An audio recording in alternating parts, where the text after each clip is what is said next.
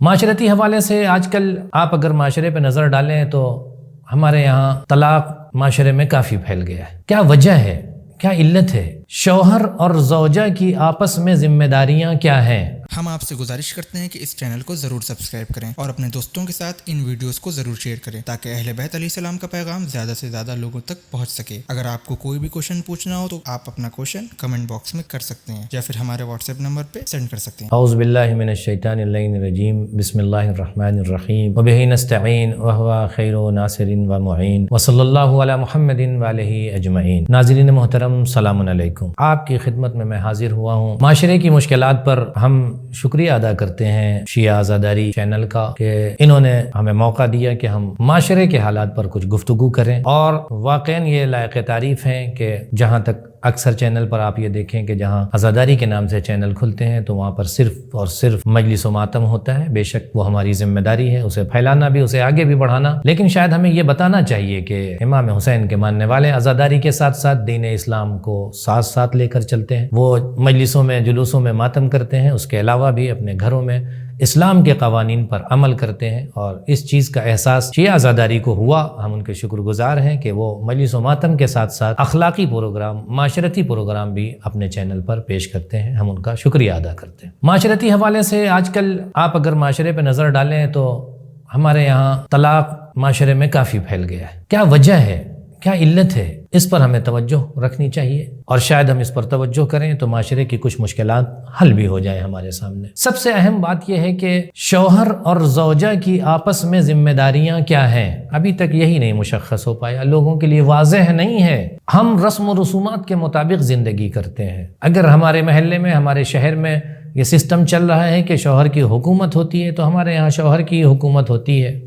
اگر ہمارے یہاں یہ ہے کہ اپنی بیوی کو دبا کے رکھو اور اسے زیادہ بولنے مت دو اور اس سے مشورے مت کرو تو یہ چیزیں رائج ہو جاتی ہیں، جبکہ ہمیں یہ دیکھنا چاہیے کہ اسلام کیا کہتا ہے۔ دین مبین اسلام جہاں انفرادی زندگی پر نظر رکھتا ہے وہیں اجتماعی زندگی پر بھی نظر رکھتا ہے۔ وہ معاشرے میں دیکھنا چاہتا ہے کہ سسٹم، نظام کیسے چل رہا ہے۔ اللہ نے انسان کی خلقت مرد اور عورت کے وسیلے سے کی ہے۔ یا ایھا الناس انا خلقناکم من ذکر و انثی وجعلناکم شعوبا وقبائل، اے لوگوں ہم نے تمہیں مرد اور عورت کے وسیلے سے پیدا کیا ہے۔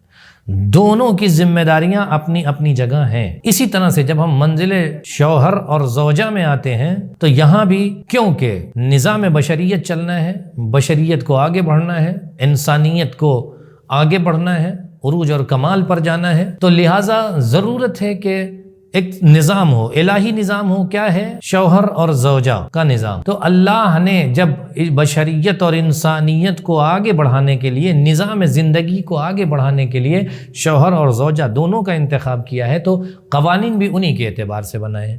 ظاہر سی بات ہے، اب نظام زندگی چلنا ہے تو کچھ باہر کی ضرورتیں ہیں، کچھ گھر کی ضرورتیں ہیں۔ باہر کی ضرورتوں کو دین مبین اسلام نے شوہر کی گردن پر ڈالا۔ کیوں؟ اس لیے کہ خلقت کے اعتبار سے اللہ نے اسے عورت سے زیادہ قوی بنایا تھا۔ سختیاں جھیلنے کی عادت اس میں ہے، خلقت کے اعتبار سے اللہ نے اسے مضبوطی عطا کیا ہے، تو لہٰذا اس کو ذمہ داری بھی دی کہ دیکھو نان و نفقے کی ذمہ داری تمہارے اوپر ہے۔ تم جاؤ معاشرے میں، جاؤ دوڑو دھوپو، بسوں میں، میٹرو میں سفر کرو، آفس پہنچو، دن بھر ان لوگوں کے ساتھ دماغ کھپاؤ اپنا، اور حلال رزق لے کے گھر واپس آؤ تاکہ اپنی زوجہ کا نفقہ حلال رزق کے ذریعے سے پورا کر سکو۔ یہ ذمہ داری اگر اسے دی تھی تو گھر کی بھی ذمہ داری معمولی ذمہ داری نہیں تھی۔ جو گھر کا سسٹم تھا، گھر کا نظام تھا، اسے خاتون کے حوالے دیا کہ دیکھو تم گھر کے نظام کو چلاؤ۔ اب یہ شخص تھکا ہارا وہاں سے واپس آیا تو اب اس خاتون کی ذمہ داری ہے۔ کیوں؟ اس لیے کہ اللہ نے انہیں خواتین کو، زوجہ کو باعث سکون قرار دیا ہے مرد کے لیے، تو اب جب یہ گھر واپس آ رہا ہے تو اس خاتون کی ذمہ داری ہے کہ وہ اپنے شوہر کے لیے سکون مہیا کرے۔ اب وہ واپس آیا ہے تو کم سے کم دروازے پر دق الباب کے بعد ایک گلاس پانی لے کے پہنچ جائیے، ہاتھ منہ دھل لیجیے، پانی پی لیجیے، چائے بنا دیتی ہوں میں۔ ابھی وہ تھکا ماندہ آیا ہے نا، تو اسے ایک سکون عطا ہونا ہے، تو یہ خاتون کی ذمہ داری ہوتی ہے کہ وہ اٹھ کے سامنے آئے۔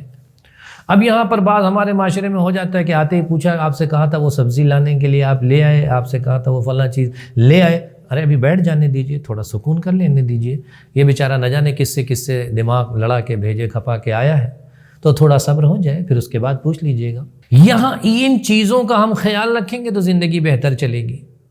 اب وہ نان نفقے کا انتظام کر رہا ہے تو آپ باعث سکون بنیے، ایک دوسرے کی مدد سے گھر آگے بڑھتا ہے۔ اب ہم یہ سمجھ لیں کہ ہم مرد ہیں تو اس لیے بادشاہ ہیں اور یہ ہماری کنیز ہے۔ خاتون یہ آ کے کہہ دے کہ میں کنیز بن کے نہیں آئی ہوں، زوجہ بن کے آئی ہوں، حقوق ہیں ہمارے دین مبین اسلام میں، ہماری کھانے پکانے کی ذمہ داری نہیں ہے اور ہماری فلاں کی ذمہ، یہ ہمارے حقوق ہیں۔ تو میں یہاں ان چیزوں کے حل کے لیے صرف ایک جملہ کہتا ہوں کہ دیکھیے، قانون کا سہارا جرم کے بعد لیا جاتا ہے، قانون مجرموں کو تحفظ بخشتا ہے، لیکن جس گھر میں دوستی کا ماحول ہو، جس گھر میں محبت پھیلی ہوئی ہو، جس گھر میں لوگ ایک دوسرے پر قربان ہو رہے ہوں، وہاں قانون نہیں دیکھا جاتا، وہاں یہ دیکھا جاتا ہے کہ ہم کیا کر لیں۔ زوجہ یہ سوچتی ہے اور شوہر یہ سوچتا ہے کہ ہم کیا کر لیں۔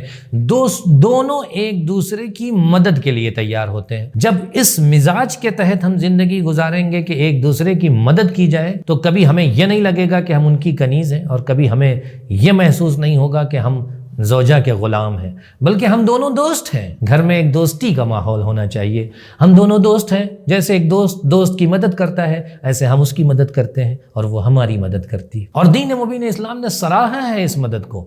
ضروری نہیں ہے کہ کھانا پکانے کی ذمہ داری آپ کی ہے تو میں کچھ نہیں کر سکتی، نہیں، اگر میں فری بیٹھا ہوں تو میں بھی کچھ کر لوں۔ مولا کائنات بیٹھے ہوئے دال چن رہے تھے، رسول اللہ صلی اللہ علیہ وسلم تشریف لاتے ہیں اور فرماتے ہیں کہ علی میں جو کچھ بھی کہتا ہوں اللہ کے حکم کے بعد کہتا ہوں۔ میں مختصر کر کے آپ کو نتیجہ صرف سنا رہا ہوں۔ دال چن رہے تھے، کہا علی وہ شخص جو گھر میں اپنی زوجہ کی مدد کرتا ہے، اس کے جسم میں جتنے روئیں ہیں، ایک ایک روئیں کے اعتبار سے اسے ثواب ملتا ہے۔ دیکھ رہے ہیں تو دین مبین اسلام ہاتھ بٹانے کے لیے کرتا ہے، محبت اور دوستی کی بات کرتا ہے۔ دوستی اور محبت کے ساتھ اگر ہم زندگی گزاریں گے تو یہ ہمارا گھر جنت بن جائے گا۔ اور اگر ہم نے حقوق دیکھنا شروع کیے اور پڑوسیوں پہ نظر رکھنا شروع کی کہ ان کے یہاں پردے چینج ہو گئے، ہمارے یہاں نہیں چینج ہوئے، ان کے یہاں یہ سامان آ گیا، ہمارے یہاں نہیں آ گیا، نہیں، جتنا اللہ نے ہمیں عطا کیا ہے، جتنا ہمارے شوہر کی انکم ہے، اسی اعتبار سے ہمیں چلانا چاہیے۔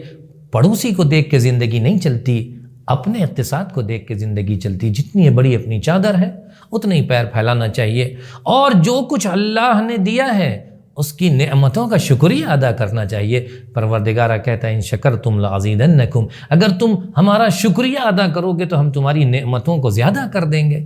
تو ہم بارگاہ الہی میں شکریہ ادا کریں، خدا پر بھروسہ رکھیں، اس پر توکل رکھیں، اور جتنا اللہ نے دیا اس میں اپنی زندگی گزاریں، اور اپنے شوہر کا بھی شکریہ ادا کریں۔ اور شوہر کو چاہیے کہ وہ زوجہ کا شکریہ ادا کرے کہ بہترین زوجہ ہے، اس نے گھر میں سکون کو قائم کیا ہے۔ پیغمبر اکرم صلی اللہ علیہ وسلم فرماتے ہیں کہ جس گھر میں سکون ہو، جس گھر میں روز بحث نہیں ہوتی، روز اختلاف کی باتیں نہیں ہوتی، بلکہ سکون سے زندگی ہوتی ہے، اللہ اس گھر پر اپنی رحمت نازل کرتا ہے۔ تو کیوں نہ ہم اپنے گھر میں سکون قائم کر کے اللہ کی رحمت کے شامل حال ہو جائیں؟ کیوں ہم اختلاف کی وجہ سے اس دنیا میں بھی بدنام ہو اور آخرت میں بھی ہمارا نتیجہ خراب ہو؟ تو میرے عزیزوں اور دوستوں، زندگی بنانے کے لیے آگے بڑھنا پڑے گا۔ مرد اگر باہر محنت کرتا ہے، خواتین اندر محنت، تو خواتین اپنے آپ کو کم نہ سمجھیں۔ ان کی یہ گھر کی ذمہ داریاں، ان کی یہ بچوں کی تربیت، ان کے گھر کو نظام کو چلانا، گھر میں سکون برپا کرنا، یہ بہت بڑا کام ہے۔ امام سے پوچھا کسی نے آ کر کے، امام موسیٰ کاظم علیہ السلام سے، وہ خواتین جو گھر میں کام کرتی ہیں ان کی عظمت کے بارے میں کچھ بتائیے، تو مولا فرماتے ہیں کہ وہ خواتین جو گھر کے نظام کو اچھی طرح سے چلاتی ہیں، گھر میں سکون قائم رکھتی ہیں، اولاد کی بہترین تربیت کرتی ہیں، شوہر کو راضی رکھتی ہیں، ایسی خاتون کا ثواب میدان جنگ میں جو ایک مجاہد کا ثواب ہوتا ہے، وہ ثواب اس خاتون کو ملے گا۔ تو دین مبین اسلام یہ کہتا ہے کہ وہ کسی کی زحمت اور محنت کو رائیگاں نہیں جانے دیتا۔ آپ کا گھر بھی اچھا رہے گا، سکون بھی رہے گا، اور عاقبت بھی بخیر ہوگی، وہاں بھی آپ کو اللہ جزا دے گا۔ تو آئیے مل جل کے اپنے گھر کو ایک ایسا گھر بنائیں جو جنت کا نمونہ ہو، جہاں ہر طرف سکون ہی سکون ہو، دوستی اور محبت کی باتیں ہوں، تاکہ اللہ اور رسول بھی راضی ہوں اور اہل خانہ بھی راضی ہوں۔ وصلی اللہ علی محمد وآلہ اجمعین۔ شیعہ زداری، پیغام اہل بیت کو پہنچانے کا راستہ۔